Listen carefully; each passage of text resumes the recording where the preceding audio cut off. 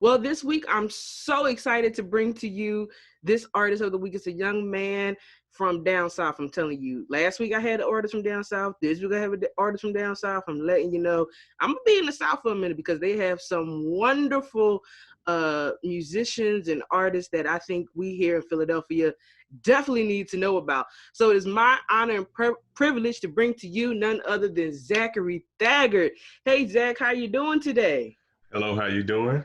So I happy to am be a good. part of your radio station today. That's good. That's good. Thank you again for joining me. So, just want to do a quick wellness check on a scale from 1 to 10 during this pandemic. How are you doing? Well, I'm about an 8, trying to stay out of, people's way and trying to stay safe during this pandemic time. So I'm about an 8, Kayla, about an 8. That's good. That's good. We've been getting a lot of variations. We had a few 10s, a few 9s, a few 8s. I'm still at about a 6, but we getting there. We climbing each week. We climbing each week. Yes. So you're a vocalist. Tell me, how long have you been singing? How long have you been a vocalist? Basically, I've been singing all of my life. Like you, Kayla, I've known you for a period of time, very long time. But I have been singing for a very young age. Grew up around a musical family. All of my family are filled with musicians, but I'm the only one that went to school for music.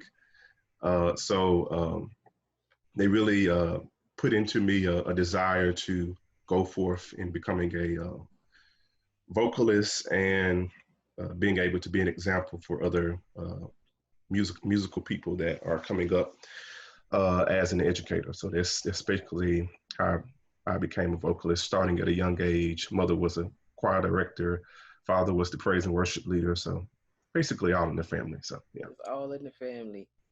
So who are your music influencers then? Since you've been doing this all your life, there had to be some people around the way, that made you go the way you're going. Well, I can't miss two of my father's favorites. Just to mention James Moore and Daryl Coley. Okay. Always played in my home all the time. But my musical influences were Paul Robeson, Samuel Ramey, who is a operatic singer, Gregory Porter, who is a jazz performer, and then Wintley Phipps, who is just a tremendous voice, bass baritone, who is kind of like my vocal type. And so that is musical influences that I pull from. Oh, that's wonderful. Those are some good influencers. So, if we think back to Kurt Franklin, this is the reason why I sing. I sing Hmm. because I'm happy. I sing because I'm free. Yes. What makes you sing? Um, Singing is a passion of mine. I know we said it a lot, but singing is very much a passion of mine. It drives my thoughts, my words, and my actions and how I present myself. I believe that my mandate is to create a interconnected ability of sharing a mixture of opera, jazz, and gospel, just because that is what really bursts the music from the African American society. And so that's my desire to bring that to the world, that speaks of the pain, the love, and the triumph that many of our people daily go through. And being able to bring forth spiritual renewal and romantic exposure at the same time. So that's basically what my music is a big melting pot of so many styles in one thing, which has really speaks to my influencers and Mm-hmm. who I bring into my ear at certain times, which helps to frame what I want to become as a vocalist. So. So if you were to put yourself in any particular genre, even though you are a melting pot, which one would you say you are the most? Um, Currently, it's opera. Currently, Mm. it's opera and gospel, uh, because I serve as a worship director and the worship director for for the KJGH jurisdiction that I serve in, Mississippi Southern First, which is a part of the Church of God in Christ. And so I try to serve in that capacity also. But basically, opera right now, because of what I'm doing so far, I just completed a project for Christmas with some of my favorite musical friends, and it was just amazing seeing the talent and the gifting of other individuals who are trying to make it themselves. So, yeah. Now, are you a bass or a baritone? They call me a bass baritone, so I'm Bass a mixture. baritone.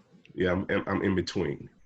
So, So you just told us you finished a project. Any upcoming things, any concerts virtually that folks can check out? um, probably in February, we are trying to prepare now for a Black History concert in which we will showcase just a mixture from spirituals all the way to gospel, sharing some music from H.T. Burley, Nathaniel Dett, and then going into contemporary gospel with the Hawkins family and stuff like that. Just basically providing some hope and some inspiration during such a tough time that we are in right now. So, yeah. Awesome. Now you're a Black man in the opera world. You know, Yeah. a lot of times people don't get a chance to see that. hmm So, what are some words of encouragement you may have for another young Black man that wants to get into opera but don't think that they can? Well, I'll say what my voice teacher, Charles Wesley, he is a older man now and retired when I left school, so he stayed with me. But um, he has always said to me when I came to his school, he said, always strive for what you desire to become. Never go less. If you desire to be a vocalist, if you desire to be an instrumentalist in the music world, connect with someone, find a mentor, find someone that can really uh, develop your craft. And going to school, and just to say it like this, I know this is a gospel channel and stuff like that, but going to school in the church world many times our musicians don't think that going to school can be helpful, and they really don't have to go to schools for music, because of YouTube and other things. But that's very it's very good at times. But I believe that if you desire to know more, and if you desire to really dive into the development of music and the connection of how it became what it is now, it's important to really educate yourself and get around those very well-known voices in the music world to really help develop and craft your voice to be what it can become and be. So that's basically what I would say to a future vocalist. That's some great words of advice. So, Zach, how can folks follow you, to keep up with what you're doing and to see the little videos that you do?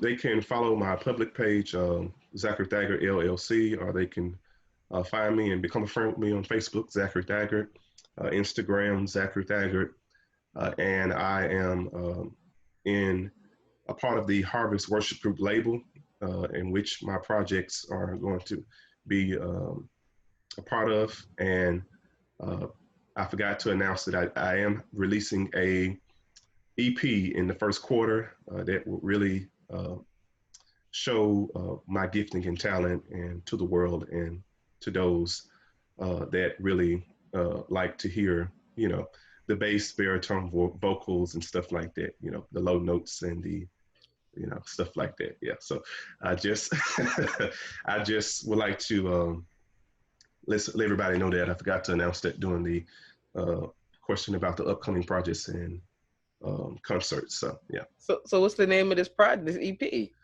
Oh, we are still working on that, but the single is going to be "Go in Peace." Go in Peace, and my uncle, Uncle Ron, who is the producer of the project. We were both in a tough time at the same time. He was dealing with something on his side, and I was dealing with, you know, transitioning, becoming a man and stuff like that.